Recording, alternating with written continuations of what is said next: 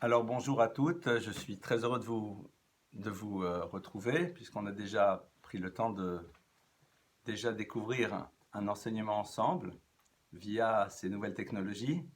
Et cette semaine, le thème qui a été proposé est tout ce qui a trait à l'univers dans lequel vous êtes au quotidien, c'est-à-dire de vivre les unes avec les autres, dans ce que l'on appelle aujourd'hui le monde de la colocation, on va l'appeler de cette manière, en tout cas de vivre en groupe. Est-ce une préparation pour le mariage? Alors qu'on soit bien clair, ça va pas être un cours ce soir sur le mariage, mais on va essayer de voir en quoi, lorsque l'on vit en groupe, lorsque certains appelleraient presque une communauté, en quoi nous pouvons, dans des moments pareils, exploiter ce qui se passe pour pouvoir construire des éléments et renforcer à l'intérieur de nous des choses qui nous permettront par la suite d'être utilisées au niveau du mariage. Alors, tout d'abord, rappelons-nous qu'il y a une différence fondamentale entre l'univers de la colocation et l'univers du couple, et j'ose espérer qu'elle est claire pour toutes et tous, ici en l'occurrence c'est pour toutes, c'est que dans une colocation, on peut se lever, on peut repartir, si à un moment les choses ne vont pas comme on le voudrait. Techniquement parlant, c'est possible, mais en même temps, c'est l'expression d'une faiblesse puisque, Laura Volbel l'explique très très bien, tout univers de relations humaines et plus encore au quotidien exige un travail fondamental qui s'appelle celui de la savlanout, c'est-à-dire apprendre à se supporter. Et Ravolbe d'ailleurs le dit de manière très, très claire, il compare le mariage à un univers dans lequel on va devoir supporter l'autre. Alors bien sûr, je suis désolé, ce n'est pas une vision très romantique des choses, mais il prend comme référence un verset. Ce verset, c'est le suivant. Tov la geverki sarol binourav. Il est bon pour un homme de prendre sur lui un joug binourav quand il est jeune. Et là-bas, pose la question de quel joug il s'agit, de quel poids il s'agit. Et la réponse, elle va vous faire sauter en l'air. Il dit, c'est tout simplement Rol Isha, le joug de la femme. Alors bien sûr, je comprends parfaitement que vous êtes là en train de vous dire, mais c'est quoi cette histoire de fou? On est un poids, c'est quoi cette vision du monde? C'est honteux, ça se fait pas. Et en vérité, je valide complètement, et je ne peux pas invalider puisque c'est quand même le roi Salomon qui va le dire, ce qu'il dit. Pourquoi? Parce que tout simplement, lorsque nous sommes dans un monde de relations au quotidien avec un conjoint, on est obligé de le supporter. Le terme de supporter n'a rien de péjoratif. Supporter, c'est quoi? C'est accepter la réalité de l'autre et ce qu'elle exige de moi, et être dans la continuité de la relation. Très sincèrement, avant d'être en couple, et on va comprendre peut-être maintenant ce qui va se jouer déjà dans l'univers de cette colocation où on est ensemble. Eh bien, avant d'être en couple, c'est-à-dire si on est seul, quel est l'intérêt d'être seul? Je ne parle pas de la solitude que l'on prend volontairement pour pouvoir se retrouver avec soi-même, pour pouvoir réfléchir, pour pouvoir faire le point, pour pouvoir s'interroger sur la finalité de notre vie, pour pouvoir mettre en place des stratégies pour avancer. Évidemment, je ne parle pas de celle-là. Celle-ci, elle est fondamentale. Il faut l'installer et la mettre dans notre vie à un moment donné, et de manière régulière d'ailleurs. C'est d'ailleurs ce que la Mishnah nous dit dans les Pirkei Avot. Nos maîtres nous disent que, eh bien, je vous fais la traduction immédiatement. Celui qui est réveillé la nuit, donc seul, ou alors qui est en chemin seul et laisse aller son cœur vers des choses vaines et inutiles, eh bien au fond il est responsable de lui-même, c'est-à-dire quelque part il est coupable parfois d'une forme d'échec d'existence. Pourquoi? Parce que ces moments-là sont des moments incroyablement bons pour l'homme, dès lors qu'il sait les exploiter pour réfléchir, se poser les bonnes questions et après organiser sa vie suivant cette réflexion. C'est la raison pour laquelle, lorsqu'on se réveille la nuit et qu'on est capable de ne pas aller directement sur son portable, quand on est en chemin et qu'on est capable de le fermer, pardonnez-moi de l'éteindre, eh bien, ce sont des moments dans lesquels, eh bien, on va pouvoir prendre le temps pour réfléchir. Donc, je ne parle pas bien sûr de cette dimension de solitude qui peut être extrêmement bénéfique et qui au passage est organisé par l'individu lui-même. Je ne parle pas de la solitude de la personne qui n'a personne dans sa vie et pour laquelle en effet les choses sont sûrement très complexes. Je parle tout simplement d'être dans un environnement social, mais d'être au quotidien seul dans sa vie privée. Ce que je veux dire par là, c'est tout simplement être dans son petit studio, dans son petit appartement, voire dans son grand appartement. Il n'y a pas de raison de s'interdire d'avoir des choses qui sont grandes et belles. Et on est seul, tout en étant accompagné par un univers d'amis qui sont là, mais que l'on fait pénétrer dans notre univers quand on le désire. Quel est l'intérêt au fond de cette solitude? C'est que personne n'exige de nous quoi que ce soit. On fait ce que l'on a envie, peut-être beaucoup de choses très bien, très positives, il n'y a aucun problème. Mais il n'y a personne qui est là et qui crée chez nous une quelconque forme d'obligation. C'est ce que je décide, moi, que je vais faire. Je veux ce soir manger assis sur le canapé une pizza en sirotant un coca frais, je le fais. Je n'ai pas envie de faire mon lit ce matin quand je pars, je ne le fais pas. Je n'ai pas envie de descendre à la poubelle ce soir, je le ferai demain, je préfère laisser les couverts traîner, il n'y a pas de problème. Pourquoi? Je suis seul avec moi-même, et dans la mesure où j'ai décidé que c'est ce que je voulais, c'est l'essentiel. Évidemment, dès le moment où je me retrouve avec un tiers, eh bien ce tiers va être là et va avoir une attente, et je n'aurai peut-être pas toujours envie de répondre à son attente. Un exemple tout simple, on va imaginer dans le couple, j'ai envie de parler avec toi ce soir. Pas parce qu'il y a des sujets fondamentaux, mais j'ai envie de partager. Et toi ce soir, tu préfères rester en mode off. Te poser, lire, réfléchir, voire même étudier ce que tu veux. Qu'on le veuille ou pas, ta présence va m'obliger à faire quelque chose que je n'avais peut-être pas nécessairement envie, mais que je vais faire. Pourquoi? Eh bien parce que tu es là. Et donc je vais devoir tenir compte de ta réalité, même si je n'en ai pas envie. Et c'est là où va se situer donc un premier point d'effort. Et la notion de savlanout, ça va être donc d'accepter que qu'on le veuille ou pas, tu es un joug. Quand je dis tu es un joug que j'adore, qui est exceptionnel, femme comme mari d'ailleurs. Et on va voir pourquoi on demande plus ça aux hommes qu'aux femmes. Mais quelque part, duquel je ne veux absolument pas me séparer, mais concrètement, si on me demande est-ce que tu fais ce que tu veux chez toi à la maison, la réponse clairement, elle est non. C'est pas, on se sent ni brimé, ni enfermé, mais la présence de notre conjoint fait que si j'avais envie à cet instant T de faire cela et que mon conjoint a besoin de moi ou voudrait que je fasse telle et telle chose ou me dit j'aimerais bien que tu puisses descendre la poubelle le matin, ce que tu veux, eh bien je vais le faire. Pourquoi?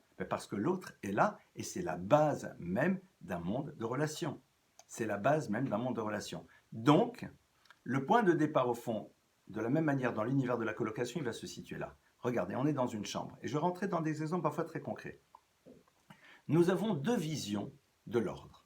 Alors attention, les choses sont propres, mais moi j'aime bien que mon lit le matin soit fait au cordeau parfaitement, que rien ne traîne, que chacune de mes affaires soit rangée à sa place. Et j'ai quelqu'un qui dort dans la même chambre que moi, que j'adore, qui est sympathique, etc., mais qui va faire son lit éventuellement, mais décide de poser en vrac tous ses habits sur le lit. Pourquoi? Les habits sont propres, ils sont sortis, parce que ça ne me dérange pas de rentrer dans ma chambre et de voir mes habits sur mon lit. Mais moi, peut-être que ça me dérange. Il va falloir donc que j'apprenne à supporter, c'est-à-dire à accepter qu'il y a une réalité qui peut-être peut me déranger. Et c'est ça ce qu'on appelle Metziut HaChaim, la réalité de la vie. Parce que je retrouverai ça aussi dans mon couple. Ce n'est pas dirigé contre moi, ce n'est pas quelque chose qui est trop lourd, c'est quelque chose que moi j'aurais fait autrement et l'autre fait de cette manière.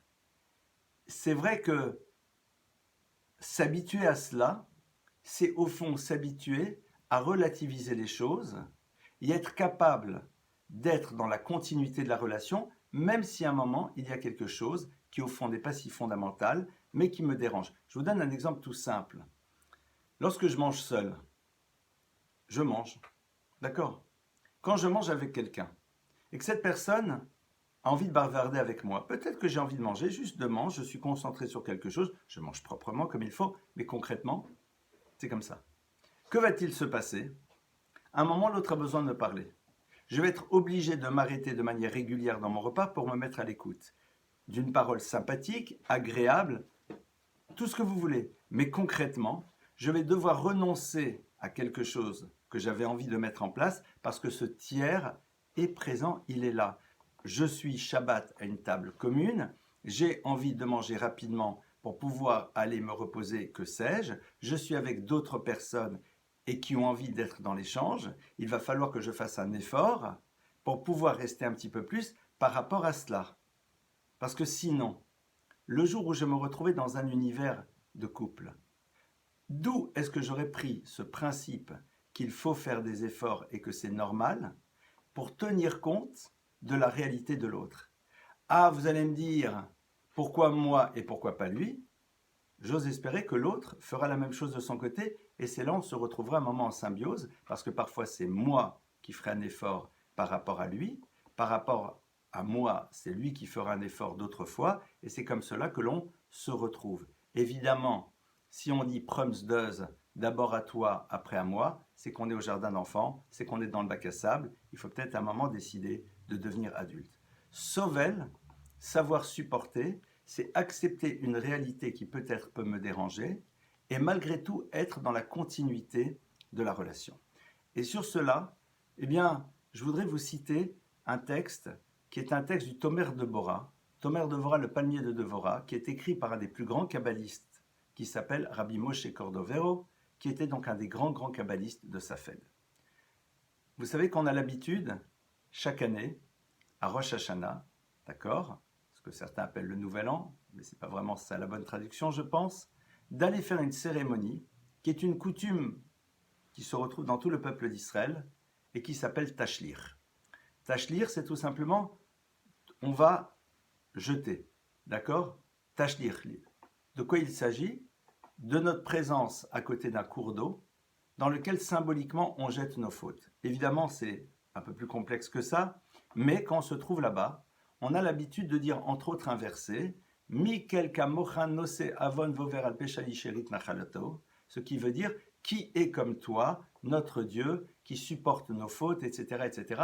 On exprime la grandeur de Dieu qui est capable, si on peut s'exprimer ainsi, de prendre sur lui nos fautes et d'y pardonner. Le Tomer de Bora nous dit, fait tout un développement justement de ce verset, de manière incroyablement profonde, mais il y a des parties auxquelles on peut accéder. Et la première partie, c'est quoi? C'est Mikel Kamocha. Il commence par commenter, il dit, qui est comme toi Dieu? Et là, regardez ce qu'il dit, écoutez, pardonnez-moi ce qu'il dit, c'est bouleversant. Il dit, mais qui est comme toi Dieu? De là, nous apprenons chez Nikra Akadosh Baruch Hu Melech Alouv que Dieu est appelé un roi que l'on méprise.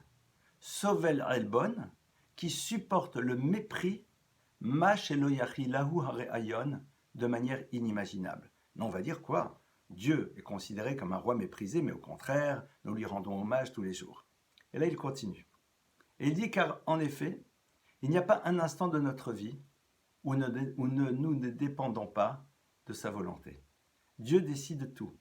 Il peut faire ce qu'il désire comme il le désire. Chaque moment de vie, c'est l'expression d'un désir que Dieu a que l'on vive.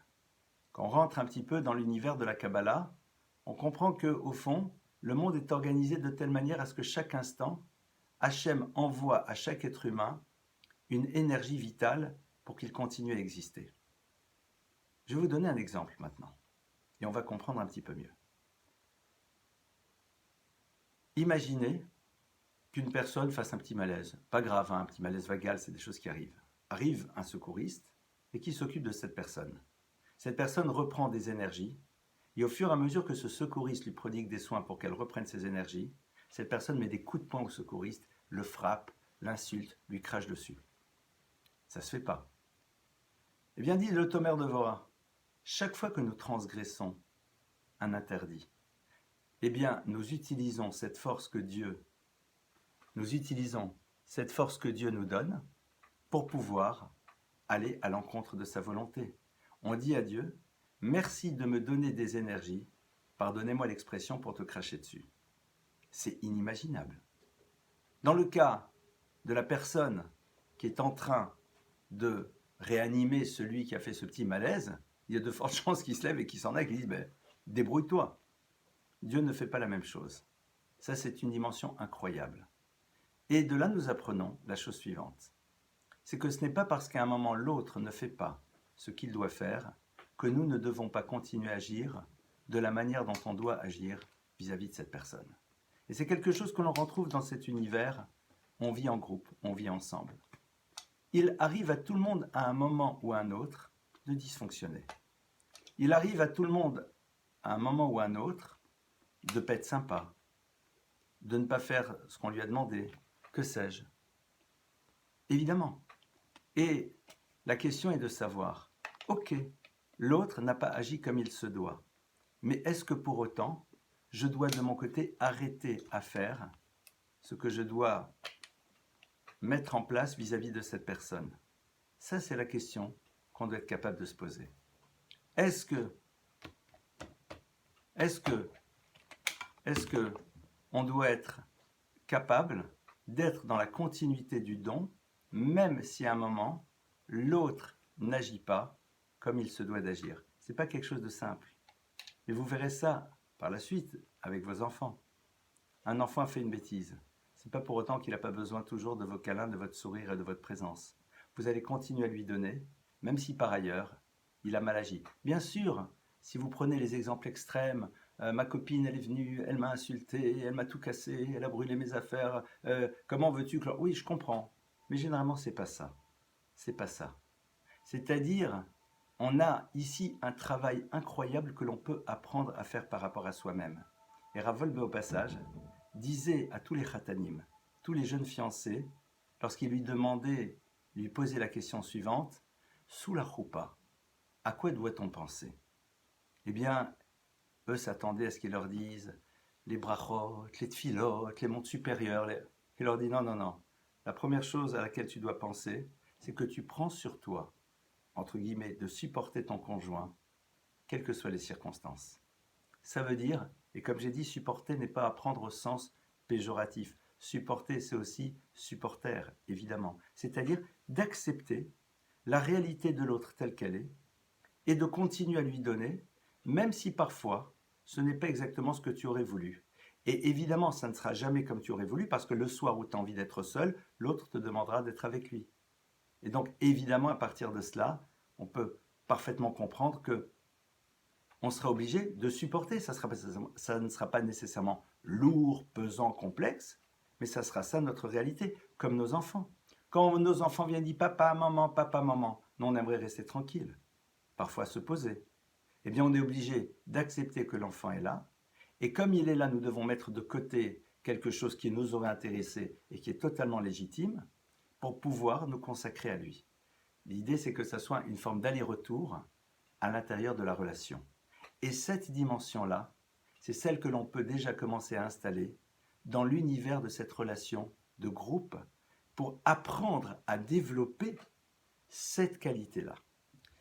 Évidemment, être dans la continuité de ce que l'on doit faire vis-à-vis de l'autre, même si à un moment l'autre a été, on va dire, dérangeant, souvent nous amène à la réflexion, mais si je continue à être sympa alors que l'autre, par ailleurs, à un moment, comme on dit un peu légèrement, ne m'a pas calculé ou je lui ai demandé quelque chose, il ne l'a pas fait, etc., après je vais me faire avoir. C'est toujours cette peur de se faire avoir, de me faire avoir. C'est complètement inexact. C'est totalement inexact. Pourquoi? Parce que on oublie souvent qu'on a une parole et qu'on peut à un moment parler à l'autre. Et c'est là, on va ouvrir sur l'échange que vous pouvez avoir entre vous et qui pourrait être un prémisse extraordinaire par rapport à celui que vous allez apprendre à construire dans votre couple. On vit des choses, et à un moment, ces choses nous ont dérangés. Pourquoi? Parce que nous avons notre sensibilité et notre manière de vivre les choses. Cet élément-là qui s'est passé, cet événement, j'ai deux manières de le comprendre. J'ai demandé à ma copine, peux-tu ne pas oublier de faire ça? Elle a oublié. Peux-tu faire ceci? Elle ne l'a pas fait. Ou alors, elle a dit quelque chose qui ne m'a pas plu. J'ai dans ce cas-là deux options de lecture. Deux options de lecture, au moins. La première option, c'est que l'autre le fait volontairement, clairement. L'autre le fait volontairement, pour me faire du mal, pour m'embêter. Ça existe, c'est rare, et même dans ce cas-là, il faut que je me dise, mais qu'est-ce que l'autre cherche? Quelle est sa difficulté? Pourquoi l'autre a envie de m'embêter? Qu'est-ce qui se passe? Mais la plupart du temps, eh bien, l'autre va faire cette chose ou ne fera pas cette chose, mais ne réalise pas que ça peut nous toucher. Pourquoi? Parce que chacun a un style différent. Chacun a un style différent. Vous avez des personnes, si on leur demande un service et qu'elles ne le font pas, vous leur demandez, mais attends, mais tu te rends pas compte, il t'a demandé un service, et dit, bon d'accord, c'est vrai, mais c'est pas grave, écoute. Pourquoi? Parce qu'elles-mêmes aussi, si elles demandent un service et qu'on ne le rend pas, elles le disent, bon ben elle n'a pas voulu, c'est pas grave, c'est pas grave. Qui a raison d'être touché par cela ou de ne pas être touché, je n'en sais rien. Ce qui est important, c'est quoi dans la vie? C'est de se dire que si l'autre, à un moment, a agi d'une manière telle que j'ai eu mal ou que ça m'a touché, c'est que peut-être l'autre ne s'en rend pas vraiment compte. Et donc mon travail à moi, c'est d'être capable d'aller vers cet autre et de lui en parler. Et de lui dire, tu sais, je suis sûr que quand tu fais ça, c'est pas pour m'embêter, mais je voudrais quand même te dire quelque chose que moi, ce sont des choses qui me touchent et qui me sont difficiles. J'ai peut-être tort, tu as raison, il faudrait peut-être que je sois capable de dire c'est pas grave, mais pour l'instant ça m'est difficile. Pourquoi je ne sais pas? Alors, sache que pour moi c'est important si tu pouvais faire attention à cela. On n'est pas du tout en train de dire qu'on a raison ou qu'on a tort. Imaginez qu'il y a des choses qui vous stressent. Et vous dites à l'autre, on doit partir, écoute, sache que moi, quand les gens arrivent à la dernière minute, ça me met dans un état de stress et d'angoisse. Et je le vis très mal. J'ai l'impression qu'au fond, on se moque de moi et qu'on dit, ben, c'est pas grave, c'est pas grave. Tu as raison, faudrait que je travaille sur mon stress. Tu as raison, faudrait que je travaille sur mon angoisse. Je suis bien d'accord. Mais pour l'instant, est-ce que tu peux essayer d'en tenir compte? Et évidemment, quand l'autre en tient compte, être capable d'aller vers cet autre et de lui dire « J'ai beaucoup apprécié l'effort que tu as fait. Votre copine a décidé dans la chambre de remettre enfin le tube de dentifrice dans le bon sens, parce que pour vous, ça vous embête. Et vous savez que si elle l'a fait, c'est pas parce que c'est son style, elle s'en moque, mais parce qu'elle sait que pour vous c'est important. Eh bien, n'oubliez pas de lui dire « Tu sais, j'ai vu ce que tu as fait ce matin, j'ai beaucoup apprécié, c'est très gentil. » Elle est, comme on dit aujourd'hui, MDR, morte de rire, de voir qu'au fond, pour vous, c'est des choses qui sont importantes, alors que dans l'absolu, elle pense que cela ne l'est pas. En effet, je suis bien d'accord. Mais concrètement, elle l'a fait pour vous. Cette chose que vous allez apprendre à faire au quotidien, et en plus, il n'y a pas d'enjeu, on n'est pas en couple. C'est un élément fondamental par la suite dans la réussite d'un couple. Puisque dans la réussite d'un couple, les éléments qui posent problème, c'est quand on n'arrive pas à partager avec l'autre nos ressentis et qu'on n'arrive pas à lui livrer les clés, non pas de la totalité, mais en tout cas d'une grande partie de notre monde intérieur. Votre époux, par la suite, va un jour dire certaines choses et agir d'une certaine manière. Pour lui, c'est pas un problème. Et pour vous, ça vous bouleverse. Si vous lui dites « Mais pourquoi tu as fait ça ?» il va vous dire « Mais ça va, c'est bon, je vois pas où est le problème. » Vous allez devoir lui dire « Je sais que tu ne vois pas le problème, j'en suis sûr. Mais sache que pour moi c'est difficile. C'est vrai que tu as raison, il faudrait peut-être que je fasse un effort, mais s'il te plaît, est-ce que pour l'instant tu peux essayer de faire attention ?» Et c'est comme cela. Alors évidemment, je ne vous donne pas un cours sur le couple et le mariage, qu'on soit bien clair. D'aucune manière. Je ne vous donne pas du tout un cours sur c'est quoi la vie du couple. Mais on a quand même dans l'univers de ce qu'on appelle le monde de la colocation un point de rencontre très fort avec ce travail que l'on peut faire sur soi. D'ailleurs, vous savez qu'un des grands maîtres de la pensée juive et du travail sur soi, et dans tellement de domaines, s'appelait, il n'est plus de ce monde, le Rav Wolbe. Et le Rav Wolbe donnait tous ces enseignements, entre autres, aux jeunes gens. Pourquoi? Parce que ce travail-là, qu'ils peuvent faire dans ce qu'on appelle le monde de la yeshiva, c'est un travail qui, s'il est fait, va être un élément qui sera prépondérant dans l'équilibre et dans la réussite de leur couple par rapport dans le futur, évidemment. On va maintenant ouvrir aussi sur 2-3 points. Et un des points que l'on aura toujours besoin dans la vie de manière générale, et plus particulièrement dans ce monde de la colocation, c'est quoi? C'est quelque chose qui prend son origine dans un verset de la Torah. Évidemment, puisque tout ce que j'essaie de partager avec vous prend son origine dans des versets et dans les enseignements de nos sages. Il y a marqué dans le Passouk « Betzedek tishpot amitecha », ce qui veut dire « de manière juste, tu jugeras ton conjoint ». Vous faisiez un petit peu le lapsus, oh là là, papa Freud, il va falloir que tu viennes. « Betzedek tishpot amitecha », de manière juste, tu jugeras ton prochain. D'accord? Et là-bas, on nous dit, évidemment, on ne parle pas ici d'un conflit devant deux rabbins dans lequel on va discuter, je lui dois ça, il me doit ça. Non, on ne parle pas de ça. Là-bas, c'est la justice, la justice. Non, là, on parle, dit Rashi, du cas dans lequel tu vois quelque chose chez l'autre, que tu peux interpréter de différentes manières. Et il nous dit, ce verset vient t'apprendre qu'être juste dans la manière de voir l'action de l'autre, c'est décider de le juger de manière positive.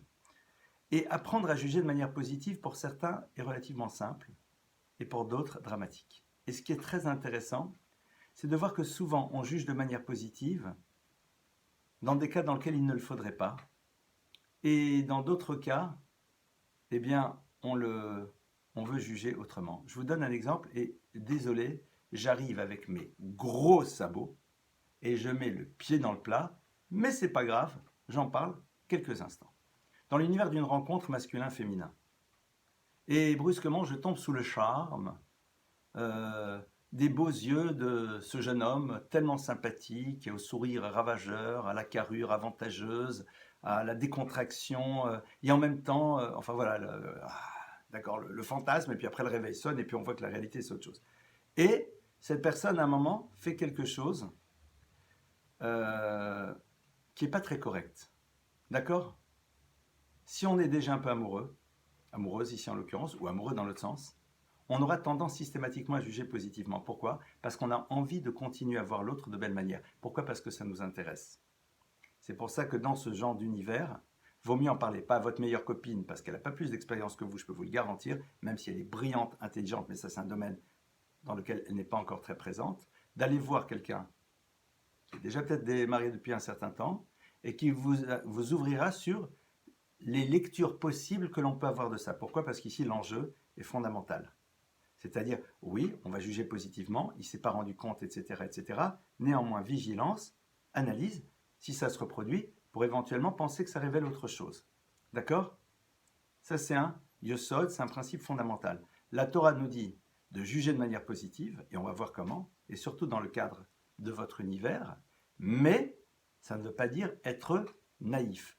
Et la naïveté, c'est surtout qu'on risque d'être victime. J'ai jugé positivement ma copine qui n'a pas descendu les poubelles, qui a fait ça, sans doute, elle a eu un stress, elle avait mal au dos, elle a oublié, elle n'a pas pensé, etc., etc. Même si c'est faux, même si elle a dit ouais, je m'en fiche, je ne veux pas le faire, au fond, l'implication ne sera pas grave. Au pire, bon, ben, nous, on a voulu voir positivement, en vérité, elle n'est pas super sympa, on le découvre, bon, on fait avec et on avance, on n'est pas marié. Par contre, dans des rencontres pré-mariage, où là, en effet, on juge systématiquement de manière positive des choses qui sont entre les deux, on a peut-être totalement raison, mais attention, l'enjeu est beaucoup plus important. Donc, la Torah nous demande de ne pas être naïf. Et en même temps, parfois certaines personnes vont juger totalement négativement, de manière systématique. Si elle n'est pas arrivée à l'heure, c'est qu'au fond, il ne me calcule pas, c'est qu'au fond, il se moque. Peut-être pas du tout. Peut-être qu'en vérité, ah mais pourquoi il ne me le dit pas? Peut-être qu'il se sent un petit peu honteux de te dire qu'en vérité, il a dormi très tard et qu'il s'est réveillé en catastrophe, qu'il n'avait pas encore prié, qu'il a prié à toute vitesse, qu'il a couru, etc. Ça ne se fait pas. Donc, c'est dans les deux sens. Ça, c'est dans le monde des relations dans lequel on rencontre quelqu'un, vu mariage, où là, il faut être dans une réelle vigilance et intelligence, et surtout parfois se faire accompagner pour ne pas tomber dans le piège de juger négativement, alors qu'en vérité, c'était quelque chose de banal, ou alors d'être trop dans le jugement positif, mais non, c'est pas grave, mais en vérité, c'est l'essentiel à un, alors qu'en vérité, il y a d'autres choses qui sont en train d'émerger. Je ferme cette parenthèse. Vous avez la chance d'avoir, dans le cadre de la Bilève, quand même quelqu'un d'extraordinaire qui est à vos côtés au quotidien, le Rav Zerbib, et entre autres, je pense que ça vaut la peine de savoir se tourner quand on a la chance d'avoir de telles personnalités à ses côtés, pour échanger et ouvrir des perspectives. Mais je reviens à notre sujet, et je ferme cette parenthèse, Betzedek tishpat amitecha, juge l'autre de manière positive, on va la voir de manière régulière. L'autre, à un moment, je lui ai demandé, ne l'a pas fait. Option 1, il ne veut pas, elle ne veut pas. Option 2, elle ne peut pas. Essayons de faire en telle sorte que la seconde lecture, qui va dans le sens positif, fasse partie de notre monde des possibles. Au moins cela. C'est-à-dire, et c'est intéressant de voir et de se voir soi-même, comment on a tendance à immédiatement être dans la lecture d'une situation. Et si on se rend compte que de manière constante, face à une situation que l'on peut interpréter de différentes manières, on a tendance à interpréter dans ce que j'appellerais en option basse, c'est-à-dire toujours juger de manière négative, soyons vigilants et commençons à faire un travail, parce que dans le couple, il va falloir quand même être dans cette lecture positive jusqu'à preuve du contraire. Et c'est vrai que sur cela, c'est un entraînement à mettre en place très très tôt. Maintenant, évidemment, il y a tellement de choses. Et c'est vrai qu'on a une petite heure à passer ensemble, peut-être un petit peu moins, mais j'ouvre des pistes. J'ai envie de vous proposer des pistes de réflexion. Une des autres pistes de réflexion va être sur un point que l'on appelle la notion du vitour, c'est-à-dire savoir céder, C-E-D-E-R, et j'aime bien cette formule, apprenons à céder, c'est la meilleure manière de céder, S'-A-I-D-E-R. Comment cela? C'est quoi cette notion de vitour? Savoir céder à l'autre. Évidemment, on est dans une société dans laquelle ce concept n'est pas bien vu. Pourquoi? Parce que celui qui cède est souvent considéré comme un faible. Au fond, celui qui ne cède pas va être perçu comme étant quelqu'un de fort. C'est vrai. Non, je lâche pas, je suis désolé, ben tant pis, tes parents ont dit ça, eh ben c'est pas grave, moi je pense que, et c'est pas grave, et non, et non, et non. Ça te dérange pas de fermer la fenêtre? Non, je suis désolé, j'ai pas envie. S'il te plaît, sois gentil, j'ai quand même assez froid. Non, t'exagères, je vois pas pourquoi, et ça, je vois pas pourquoi parce que tu demandes, hein. Enfin ce genre de trucs qui sont des bêtises, d'accord? Bon. C'est quoi au fond la capacité de céder? Pourquoi est-ce que dans la vie on cède et sur quoi on doit céder? Il y a des choses sur lesquelles on ne cède pas. Pourquoi? Parce que ce sont des fondamentaux. Ce sont des fondamentaux. Et sur ça, on ne négocie pas. J'arrive, si ça ne vous dérange pas, avec mes gros sabots. Dans l'univers de la rencontre, chacune a fait le choix des limites qu'elle pose dans le cadre d'une relation. On appelle ça le concept de Shomer-Negia que chacun réorganise suivant son modèle, son système. Mais à un moment, vous avez décidé clairement dans votre tête que certaines choses ne sont pas dans le domaine du possible. Ça fait partie de vos fondamentaux. C'est pas négociable. Le reste, aller plus dans un restaurant A que dans un restaurant B, se voir plutôt jeudi que vendredi, etc. Est-ce qu'au fond c'est si fondamental? Non. Il faut dans la vie définir les fondamentaux qui sont les nôtres, sur lesquels on ne négociera pas. Et ces fondamentaux, en tout cas tels qu'on peut le comprendre, sont définis avant tout par les valeurs de la Torah. C'est-à-dire, dans la mesure où pour nous, la Torah est au centre de notre vie, il y a des choses sur lesquelles tu peux monter, tu peux descendre, ça ne bougera pas. Évidemment, parfois la Torah nous autorise à faire des parenthèses sur certaines choses dans certains cadres très définis. Ça, ce sont des cas particuliers qui sont eux-mêmes aussi régis par la halakha, par la loi juive. Ça, c'est un autre sujet. Bien sûr, si quelqu'un considère que c'est fondamentaux, c'est pas la Torah, je l'entends. Mais en tout état de cause, même si je peux me permettre de ne pas partager nécessairement son opinion, mais ok. Mais interrogez-vous. Quels sont les fondamentaux? Quelles sont les choses sur lesquelles je ne céderai pas? Et quelles sont les choses sur lesquelles, eh bien, why not? Apprendre à céder dans un univers de colocation, c'est s'interroger sur est-ce que au fond, c'est si important que cela? Et c'est l'expression de la grandeur. Pourquoi? Parce que quelqu'un qui ne veut pas lâcher les choses, même si elles sont petites et ridicules, c'est une personne qui a peur de ne pas exister si à un moment, elle lâche prise. Mais si elle pense qu'elle n'existe plus parce qu'elle lâche prise, je peux lui garantir qu'elle n'existe pas. Parce que quand on est construit intérieurement, eh bien au fond, quel est le problème? Ah, on va dire que l'autre profitera jusqu'au moment où je dirais non, ça c'est too much, parce que là, on touche à quelque chose d'important. Mais savoir céder, surtout dans un couple, c'est quoi? C'est se dire, mais au fond, est-ce que c'est si important que ça? Et je vous propose de réfléchir à certaines choses et de non pas juste penser à vos fondamentaux, mais de vous dire, lorsque je suis face à quelqu'un, il y a une demande, et que je n'ai pas envie de faire, mais que pour l'autre c'est important. Je dois être capable de réfléchir, mais au fond, est-ce que pour moi c'est si important d'être à l'écoute de ce que l'autre me demande? Non. Regardez par exemple, dans un lieu comme vous habitez, les fondamentaux c'est quoi? C'est la propreté par exemple, évidemment. Les fondamentaux c'est quoi? C'est se rappeler que nous sommes dans un endroit collectif et que, évidemment, parce que cet endroit ne nous appartient pas, on doit être vigilant par rapport à lui. Ça, ce sont des fondamentaux. Et c'est valable partout.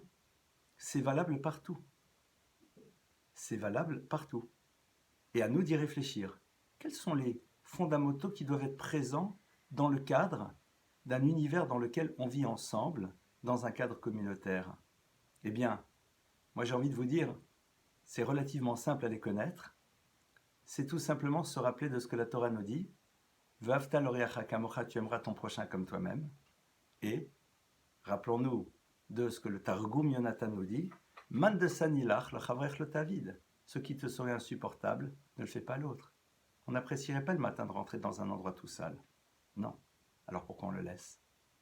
Par exemple, on n'apprécierait pas si ce lieu nous appartenait, d'avoir des personnes qui ne font pas attention, à minima, quand même, à respecter. Si c'était à moi, je n'apprécierais pas.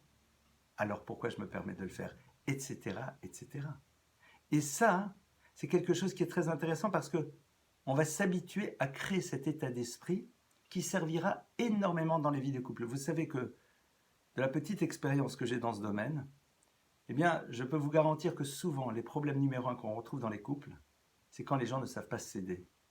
Non pas S'-A-I-D-E-R, évidemment, s'ils ne savent pas céder l'un l'autre, c'est super embêtant, mais ils ne savent pas céder. C'est-à-dire, ben non, je suis désolé, je ne vois pas pourquoi, problems does. Quand je vois ça, j'ai envie de me dire, mais vous êtes encore au jardin d'enfants, vous êtes encore dans le bac à sable. Et c'est quoi le problème, monsieur ou madame, si à un moment vous allez plus là que là? Est-ce que c'est vraiment si important? Qu'est-ce que ça va changer réellement? Si l'autre me dit, mais si je vais là-bas, je suis dans une atmosphère qui fait que me retrouve après oppressé, j'ai mal au ventre, je me sens mal, je fais des malaises. Oui, bon, alors, d'accord, si c'est ça, d'accord, vous avez raison, là, c'est super important. Non, mais j'aime pas le style. Ouais, et donc? Et donc? Et donc? Regardez, c'est comme quand on choisit des meubles pour une maison. Pour un appartement, je vous souhaite même une maison, why not? Au fond, qui va être plus dans la maison? C'est vous, mesdames.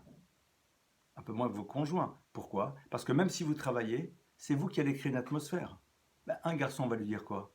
Mais si elle préfère tel style de meuble, qu'est-ce que tu t'en moques? Bien sûr, si elle dit « je veux des meubles rouge, vert, orange et fluorescents », on peut comprendre qu'éventuellement elle puisse dire « écoute, je trouve que c'est génial, mais pour une exposition, mais à la maison, je ne sais pas si j'arriverai à gérer ça au quotidien. » Oui, il y a des extrêmes sur lesquels on peut dire l'autre « non, ça sera compliqué ». Mais parfois, au fond, c'est pas si important que cela. Apprendre à céder, c'est introduire chez soi l'idée de qu'est-ce qui est essentiel et qu'est-ce qui est accessoire. Et réfléchir, mais au fond, quel est l'enjeu réel de cette chose? Et c'est là, on va rentrer sur quelque chose de super important. On est deux colocs, on est deux dans le même bâtiment. Non, ben, je ne suis pas d'accord, il n'y a pas de raison que je cède en premier, etc., etc. Interrogeons-nous, mais pourquoi on n'a pas envie de céder? Si ce n'est pas au fond si important, c'est qu'on a l'impression qu'on n'existera plus après. Ça veut dire qu'on a un problème déjà de construction intérieure. Quand je dis un problème, une problématique. On est quelqu'un de très bien, mais il y a quelque chose encore à parachever. Mais ça sera la même problématique dans le couple. Si je ne me sens pas exister profondément à travers ce que j'ai construit de moi-même, j'ai l'impression que je n'existe plus si je cède, donc je dois faire un travail de construction intérieure. Quand on se sent construit, et l'autre nous dit, c'est important, on dit, mais avec plaisir. Pourquoi? j'aurais préféré ça, mais au fond, c'est pas si important. Par contre, il y a ce qu'on appelle les fondamentaux. Et sur les fondamentaux, là, en effet, on va devoir échanger, négocier, et parfois, en effet, de dire non, je ne peux pas céder sur certaines choses. Et même dans le domaine du religieux, parfois, c'est pas si banal. Parce que parfois, que ça ne vous arrive jamais, mais imaginez dans un couple quelqu'un qui fait un retour au religieux et l'autre pas pour l'instant. Est-ce que je peux obliger l'autre à garder Shabbat parce que moi je le fais? Je ne pense pas. Par contre, est-ce que je peux moi-même le transgresser pour faire plaisir à l'autre? Ça, sans doute, non. Pas sans doute, non. Et c'est sur ça où il va falloir y avoir. Mais ça, c'est rentrer un petit peu trop loin. On s'arrête ici. On va encore avancer sur un troisième point. Et on va conclure, et peut-être s'il y a quelques questions avec plaisir, mais au moins on va conclure. Autre point, bien sûr, que je n'ai pas du tout évoqué, mais qui est au cœur du monde des relations humaines, et plus particulièrement quand on vit en colocation. Donc on a vu la notion de savoir supporter, la notion de savoir juger positivement, la notion de savoir céder, la notion de définir nos fondamentaux, de ne pas faire à l'autre ce qu'on n'aimerait pas qu'on nous fasse, etc., etc. Évidemment, il manque encore un point. Et ce que j'ai dit jusqu'à présent, c'est juste des ouvertures de réflexion. Des ouvertures, d'accord? Des ouvertures. Eh bien, c'est évidemment l'élément sur lequel tout se construit. Et tout se construit sur quoi dans la vie? Eh bien, à l'image de la manière dont Dieu a construit l'univers. Olam Chesed Ibané. L'univers a été créé sur le Chesed, sur le don, sur ce que l'on appelle l'univers de l'altérité. Olam Chesed Ibané, c'est quoi? C'est ne pas oublier que nous sommes dans un monde dans lequel, malheureusement, l'individu a souvent tendance à se mettre au centre et à organiser sa vie autour de ses désirs, et à ne donner à l'autre que dans la mesure où il va être à un moment lui-même bénéficiaire de ce don. C'est ce qu'on appelle l'altruisme égoïste. L'altruiste égoïste. C'est-à-dire, je vais faire preuve d'altruisme vis-à-vis de l'autre, mais parce que derrière cela, j'en attends un bénéfice. Ce n'est pas cela que la Torah nous propose de faire. Le monde du chesed, du don, dans cet univers de colocation, dans cet univers de vie en communauté, eh bien, peut s'exprimer de plein de manières. Et il va devoir être présent à l'intérieur de notre mode de fonctionnement pour pouvoir le faire exister par la suite à l'intérieur du couple.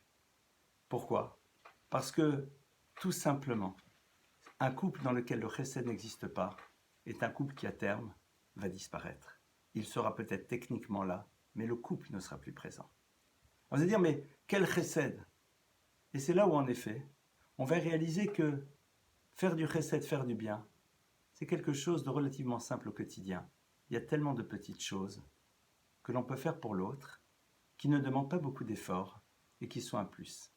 Vous savez, c'est tout simplement le repas de Shabbat en commun dans lequel il y a deux copines qui sont dans la cuisine en train de préparer je ne sais trop quoi, sûrement de très bon, et nous qui sommes à côté et qui décidons, parce qu'elle s'est déjà servi son plat chaud, de mettre sur son plat une assiette pour garder son plat au chaud, tout simplement. C'est se rappeler qu'elle aime bien telle et telle chose et faire en telle sorte que cette chose-là soit présente. Les actes de chesed sont multiples et variés. C'est être capable de dire « je pars tout à l'heure dans tel et tel endroit, est-ce que l'une d'entre vous aurait éventuellement besoin que je ramène quelque chose ?» Bien sûr, si on lui dit « oui, ramène-nous 14 packs d'eau et autre chose », c'est un peu plus compliqué. Ces petits actes de chesed dans lesquels on va devenir force de proposition. Et c'est cela qui va être important. Force de proposition. Je n'attends pas qu'on me demande pour proposer. Être force de proposition, c'est tout simplement être capable d'aller vers un tiers et de lui apporter un élément qui va lui faire du bien, même s'il n'est pas ultra fondamental, mais qui sera un vrai plus. La base même d'une relation de couple, c'est justement d'être capable de déceler ces petites choses qui vont faire plaisir à l'autre et être capable, avant même qu'il ne nous l'exprime, d'agir de manière positive vis-à-vis de cet autre en les lui donnant. C'est aussi s'habituer à ne pas voler le sommeil de l'autre, en tout simplement essayant de se lever, en faisant le moins de bruit possible, si l'autre dort toujours. Réfléchissons chacun à tous ces petits actes de chesed que l'on peut accomplir les uns vis-à-vis des autres. Et dernier point, et je conclurai là-dessus. La base d'un monde de relations qui est fort, et ceci est un élément qui est au cœur même de la vie du couple. Et donc évidemment, c'est quelque chose qu'on va déjà expérimenter, faire vivre. Dans cet univers de la colocation, de la vie en communauté, c'est quoi? C'est de ne pas oublier de faire preuve de reconnaissance. Faire preuve de reconnaissance, c'est pas dire merci. Évidemment que c'est un premier élément. Mais c'est tout simplement savoir exprimer à l'autre le fait qu'il nous a apporté quelque chose et que pour nous c'est un plus. Merci beaucoup, j'ai beaucoup apprécié. Merci beaucoup, c'est tellement gentil. Oh, comme ça me fait plaisir. On a plein de manières d'exprimer cela. Et vous allez voir par la suite que dans l'univers de vos couples respectifs, plus nous serons dans l'expression de la reconnaissance, plus notre couple sera solide. Parce que reconnaissance, c'est reconnaître. Connaître encore à nouveau l'autre et lui faire prendre conscience que nous percevons ô combien il nous apporte. Vous savez, essayez d'imaginer que vous êtes dans une semaine dans laquelle vous allez assumer, j'ai pas envie de dire votre rôle, parce que j'aime pas trop le coup, le rôle de l'homme, le rôle de la femme, mais concrètement, on a une répartition des rôles. Vous allez travailler ou ne pas travailler, vous occuper de la maison à moitié, un peu, complètement, avec, sans femme de ménage, toutes ces choses-là, d'accord? Super. Super. Et votre conjoint est très gentil. Mais il ne vous dit pas une fois « Oh, c'est gentil, oh, merci beaucoup, oh, c'est super ce que tu as fait ». Il est gentil. Vous allez ressentir un manque immense, immense. Pourtant, il n'y a rien de méchant de sa part. Mais l'absence de reconnaissance crée de la distance. Et cette distance peut créer par la suite ce qu'on appelle un désamour, sans qu'on ne comprenne véritablement pourquoi. Exprimer, verbaliser sa reconnaissance est au cœur de ce qui renforce les relations. Or, au fond, même lorsque l'on se retrouve dans un lieu de communauté, en colocation, et que l'on prend l'habitude, ne serait-ce que pendant 1 an, 6 mois, vis-à-vis de celles qui traversent notre route, qui sont à des côtés, chaque fois qu'elles nous apportent quelque chose, d'exprimer, on s'habitue à verbaliser les choses, et ceci, évidemment, renforce de manière très puissante les liens, et évidemment, à partir de cela, nous pourrons accéder par la suite à l'univers du couple en ayant déjà des outils, évidemment, qui vont nous aider. Néanmoins, vivre en colocation et dans votre univers, c'est un bémol aussi pour le couple. Ah, vous allez dire, ah, pourquoi? Parce que vous êtes entre filles. Et qu'on le veuille ou pas, lorsque l'on est entre filles, comme quand on est entre garçons, on se comprend. Pourquoi? Parce qu'on a le même mode de fonctionnement les uns les autres, au niveau des grands principes. Après, on a nos styles. Et évidemment, le travail qui sera fait par la suite, c'est de découvrir un mode de fonctionnement qui est légèrement différent du nôtre. Mais ça, c'est bien entendu ce que vous apprendrez dans cette période tellement importante qui précède le mariage et dans laquelle on se prépare au couple, dans laquelle on prend le temps en effet de réfléchir et de découvrir la spécificité du masculin, la spécificité du féminin, pour pouvoir créer par la suite quelque chose de merveilleux. Donc cette période, eh bien, est une période à exploiter, c'est une période à utiliser, c'est une période dans laquelle on peut véritablement opérer des transformations en profondeur par rapport à soi-même, et les premiers bénéficiaires, ça sera en premier lieu nous-mêmes, et puis par la suite notre conjoint, qui ne sera que heureux de voir face à lui quelqu'un de profondément construit, et évidemment par extension, cela aura un impact très fort sur l'éducation de vos enfants.